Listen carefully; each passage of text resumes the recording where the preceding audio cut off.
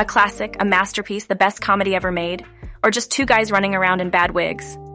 Let's talk Some Like It Hot, a film that broke all the rules, dodged censorship, and gave us one of the most legendary closing lines in movie history.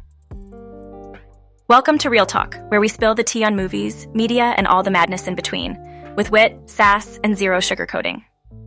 So, Some Like It Hot came out in 1959 and is still considered one of the greatest comedies of all time. The title? It comes from an old jazz phrase, referencing both hot jazz music and passion desire. Since the movie revolves around musicians in an all-female jazz band, the name fits. But fun fact, the original working title was Not Tonight, Josephine, which, let's be real, does not hit the same. Now, what made this movie so iconic? Sure, we have the bombshell Marilyn Monroe, the ever-charming Tony Curtis, and Jack Lemmon giving one of the most committed performances of his career. But it's more than just star power. This movie pushed boundaries in ways Hollywood hadn't dared before. Cross-dressing in movies wasn't new. We had Charlie Chaplin in drag, Cary Grant in I Was a Male War Bride, and even some classic screwball comedies that dabbled in men wearing dresses for a quick gag. But Some Like It Hot didn't just use drag for laughs, it made it the entire story. Joe, Tony Curtis, and Jerry, Jack Lemmon, are two broke musicians who witness a gangster murder. Yep, there's a whole mob plot too, and go on the run, dressed as women. They join an all-female band disguised as Josephine and Daphne, and the best part, the joke isn't just haha, men in dresses. The movie actually dives into gender expectations in a way that was way ahead of its time. When Jerry, now Daphne, starts getting aggressively hit on by an older millionaire named Osgood, he complains to Joe about being pinched in the elevator. Joe's response? Now you know how the other half lives. Exactly. Even in 1959, the film was throwing social commentary into the comedy mix. And then there's the moment every woman in heels can relate to. Jerry, wobbling around in high heels, asked, "How do they walk in these things? How do they keep their balance?" Joe replied, "Must be the way their weight is distributed. Science or nonsense? Who knows, but it's hilarious." It was bold for the 1950s, pushing boundaries in ways that paved the way for future films exploring similar themes. The film came out during the strict Hays Code era, which censored anything deemed immoral. Yet it got away with a lot, from cross-dressing to heavily implied LGBTQ+ themes. So how did it get away with it? Technically, it didn't. It was released without the Hays Code's approval. The studio basically ignored the censorship board, and because the movie was such a hit, it helped push Hollywood closer to abandoning the code altogether, which finally happened in 1968. And that is why this movie is groundbreaking. Let's be real, Tony Curtis was fine. He did the job, but you never really felt like he disappeared into the role of Josephine. He always just felt like a guy in a dress. Where he does shine? When he starts seducing Marilyn Monroe's sugar cane by pretending to be a millionaire, complete with the most ridiculous Cary Grant accent. And Sugar falls for it, because let's be honest, this girl just wanted a rich man with a yacht. And the dialogue between Sugar and Junior, Joe in disguise, pure gold. When Sugar asked, "Have you been waiting long?"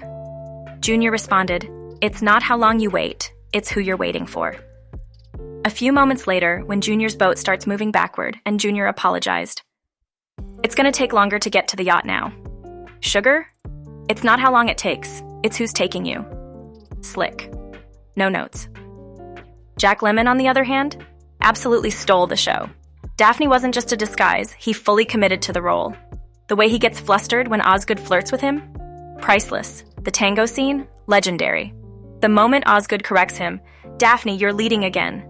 And you realize Jerry is starting to enjoy being Daphne a little too much? Cinematic gold. And every single scene with Daphne and Osgood? 100% comedy gold. Jerry might be pretending to be Daphne, but Osgood is all in. This man is smitten, and it's hilarious. Marilyn was typecast as the dumb blonde, but let's be real. She was smart, self-educated, and business savvy.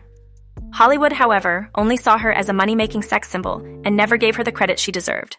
She even once said, "They'll pay you $1,000 for a kiss and 50 cents for your soul." Now let's talk about that name.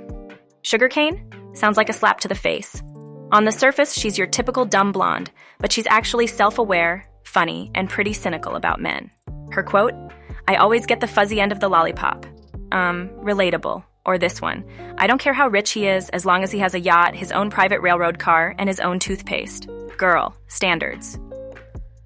And let's not forget how Sugar sneaks into Daphne's bunk on the train to thank her for saving her from getting fired. Sugar said, "Oh, Daphne, how can I ever repay you?"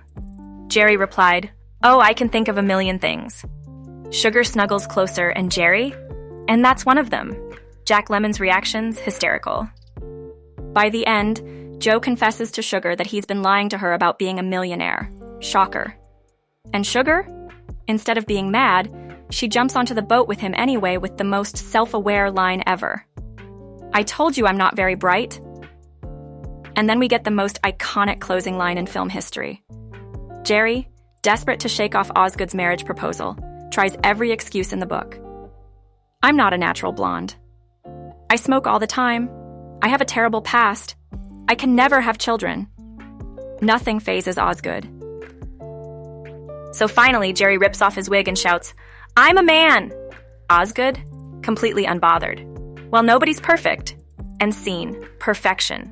Honestly, in my humble opinion, Daphne wasn't exactly convincing as a woman. Osgood had to suspect something was off. But he still adored Daphne, showered her with affection, and was completely unfazed by the big reveal. He wasn't that clueless. He saw something in Daphne that he loved. And the gender part? Minor detail. Ain't that sweet? For a 1959 film, that's actually pretty bold. Why is Some Like It Hot still one of the greatest? The dialogue, snappy, smart, and razor sharp. Not just slapstick, but actual wit. The plot, groundbreaking. It made audiences accept cross-dressing as hilarious, not scandalous. Its impact? Massive. Every major drag comedy since, Tootsie, Mrs. Doubtfire, White Chicks, owes it a debt. And the performances? Jack Lemmon, take a bow. And let's not forget, it helped take down the Hays Code. But beyond all that, there's another reason why this movie stands out, one that often gets overlooked. Billy Wilder wasn't just making a comedy, he was crafting a love letter to classic Hollywood gangster films while poking fun at them at the same time. He didn't just cast any actors to play the mobsters, he hired actual 1930s gangster movie stars to bring authenticity and an inside joke for film buffs. George Raft, the OG tough guy from Scarface, 1932, plays Spats Columbo, and Pat O'Brien, a staple of old-school crime flicks, takes on the role of the lawman. But Wilder didn't stop at casting. He laced the script with gangster film Easter eggs. When a henchman flips a coin, Spats Columbo scoffs, "Where did you pick up that cheap trick?" Which is hilarious because Raft himself did the exact same coin flip move in Scarface. And the best part? The scene where Spats, in frustration, nearly smashes a grapefruit into one of his goons' faces, a cheeky nod to The Public Enemy, 1931, where James Cagney famously shoves a grapefruit into Mae Clark's face. By twisting these tropes into comedy, Wilder wasn't just making audiences laugh, he was cleverly mocking the very genre that made these actors famous. This is why Some Like It Hot still holds up. Beneath all the slapstick and cross-dressing chaos, it's a smart, self-aware film that spoofs classic Hollywood while celebrating it at the same time. Wilder was basically the Tarantino of his era, layering his films with nods, inside jokes, and winks at the audience before that was even a thing. For me, it's still a comedy masterpiece. A little dated? Sure. But the humor, the performances, and the rule-breaking genius of it all keep it alive. And any movie that helped kill censorship? Iconic behavior. So what do you think? Does Some Like It Hot still hold up, or is it just overhyped old Hollywood? Let me know in the comments. And don't forget to subscribe and join me for more real talk.